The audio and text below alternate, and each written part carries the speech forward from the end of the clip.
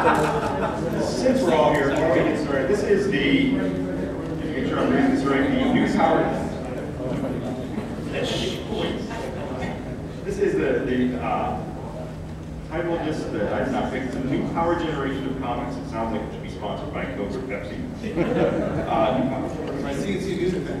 Yes. It was a Christmas. It was actually a Christmas. The panelists, as we have them starting at the far end, is Matt Fraction.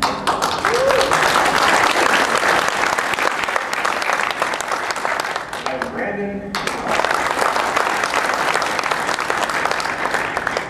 Brian Bowman.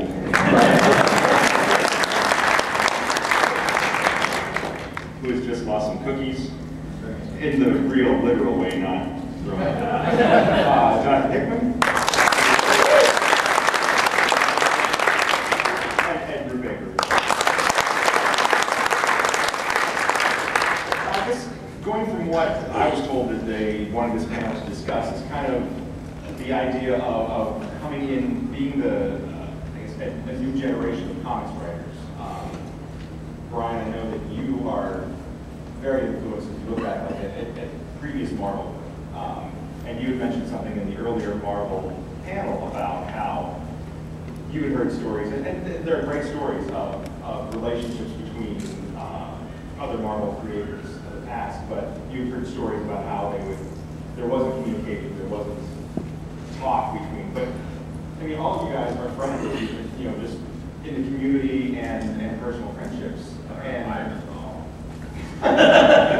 oh, sorry, you sit over there. But just if you could talk about your working relationship. I mean, I'm not specifically going with the guys who are working for Marvel, but I mean, I think one of the things that struck me when I thought of you guys, especially, it's almost like it's a virtual bullpen from the old Marvel days. That it's close friends. Yeah, when they did have Xbox Live in those days. No, they wouldn't all have to live in New York. Yeah, exactly. They dressed up. You know, it has a lot to do with when Joe. You're not exercising, you're in the room. I'm talking about that. You know, Joe and then President Bill Jennings kind of set the tone for this, and it was a great thing because they flew us to New York and sat us in the room and picked our brains, and we picked their brains, and what was happening.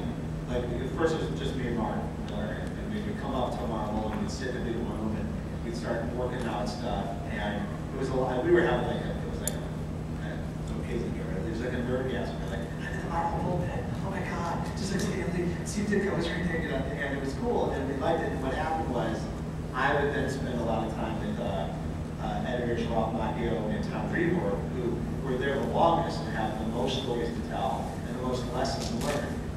And they would tell you them, and they would tell you all the things that went right or wrong, and I would just suck it up, like. But these lessons can be looked. There's a lot to learn from them, a lot to learn. And as things became more cohesive, and in come all these guys, and the retreats got bigger and bigger, and the ideas got bigger and bigger into what the quote-unquote events. The tone that was set in those smaller days in the earlier years of Ultimate Universe became the standard, and we all are kind of like professors of nerd culture, and we all give you stories about what worked and what didn't work.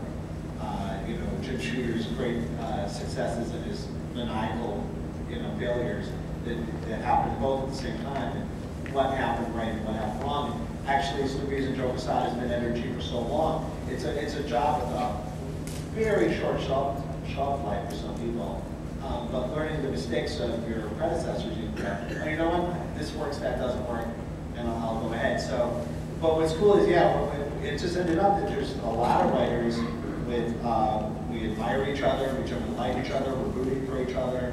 I want to read Ed Brubaker's Captain America more than I want to read my stuff, and that's the best. So when you're all in a room together, it gets good. And then also we have Xbox, and it allows us to, we can all get on Xbox and we can rationalize things for hours because we're having a story meeting.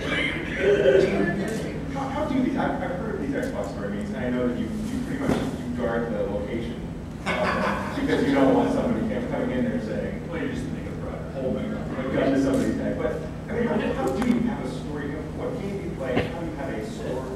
When it really gets moving, there's no actual plan. If there's an actual, if you really It's done in the game stops. Yeah. I mean, there's a lot. There tends to be a lobby before you like technically there's be a lobby where you get all the players together and you set whatever the parameters of the game, and then you go play. Yeah, When we really get into it, it tends to just be people sitting in the lobby talking and not actually. It just works in a party. Me and Rick Vermender were online on Xbox. They were playing minutes last night. Yeah. No, you can just talk to people. You just talk. You just use it like a phone. Conference call. Did you get in this morning? Or Yeah. Okay. I thought you brought an Xbox with you. Actually, I'm uncomfortable talking to these guys about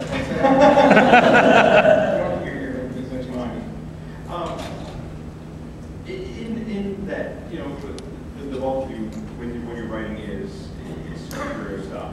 And I'm not trying to say that. I'm doing some weird stuff too. Like games, Yes, again. Yeah, no, it's tremendous book. Thank you. I'm kind of curious, as we're, you know, talking about just, I guess, all of you in a way, and one time or another when we're talking about, you know, who you look back to, and there's this whole feeling, especially this many years into comics, of really standing on the shoulders of giants. If we could just kind of go down the line here, and go who do you look to? Who's your personal bar, the measuring stick that you hold yourself to, either on a specific book, like Ed with Cap, you have somebody you say, if I can match or surpass in my mind what so did on Captain America, I'm doing good. But just, I'm curious, as you know, you're looking at your stuff, who do you know, where do you put your bar, who do you hold yourself against? Shakespeare. Jesus Christ and Gene Simmons. That's good. In that order. I don't think like that. I don't. Geddy Lee.